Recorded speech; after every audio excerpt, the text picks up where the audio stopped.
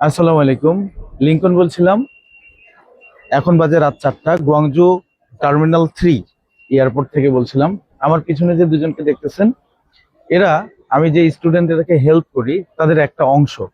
তারা কি করে, আপনি এখানে আসার পর মনে করতেছেন যে আপনি কিছু চিনতেছেন না। এই যে এয়ারপোর্টের যে ইনফরমেশন ডেস্কে আপনি সত্যি কথা বলতে কি আহ, তেমন কোনো ইনফরমেশন পেলেও সেটা আপনার কাজে লাগবে না। আর এখানে যে এই যে সিম কার্ড দেখতেছেন, এই সিম কার্ড কিনতে লাগবে 180 টাকা। 100 টাকায় যেটা হবে সেটা 180 টাকা। ডলার ভাঙ্গাইতে আপনার খরচ পড়বে এক্সট্রা সার্ভিস চার্জ 50 RMB। অথচ আপনি একটা স্টুডেন্টের হেল্প নিয়ে আপনি যদি সারাদিন তাকে ঘোরাঘুরি করানোর পর একটা সার্ভিস চার্জ দেন, সেটা হতে পারে আপনার ট্যাক্সি ভাড়ার একটা অংশ, পুরো ট্যাক্সি ভাড়াও না।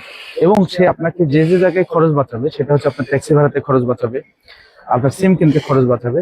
এবং অল্প সময়ের মধ্যে চায়নার অনেকগুলো জায়গা, অনেকগুলো মার্কেট, যেগুলো আপনাকে ঘুরতে এবং খুঁজে বের করতে অনেক সময় লাগবে, যখন আপনি খুঁজে পাবেন তখন আপনি যাইতে পারবেন না সময়ের অভাবে। এই কাজগুলো অল্প সময়ের মধ্যে সে করে দেখাবে এবং আপনার কাছে একটা সার্ভিস চার্জ নেবে।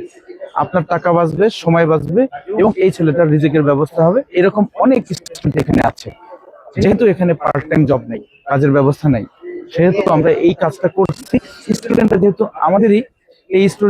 আমাদেরই ভাই ব্রাদার, আপনার ছোট ভাই, ছেলে মেয়ে, তাদেরকে এই চায়নার মতো একটা দেশে যেহেতু কোনো কাজের স্কোপ নাই, কিন্তু তারা পড়তে আসছে কোনো রকম টাকা পয়সা খরচ করে, পার্ট টাইম জব না থাকলেও আমরা তাদের জন্য কিছু করতে পারি।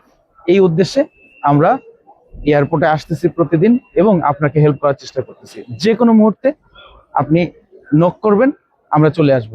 আমাদের দূরত্ব এয়ারপোর্ট থেকে মাত্র 12 থেকে 14 মিনিট। ধন্যবাদ সবাইকে, সুস্থ থাকবেন। রাত 9টার লাইভে প্রতিদিন জয়েন করবেন।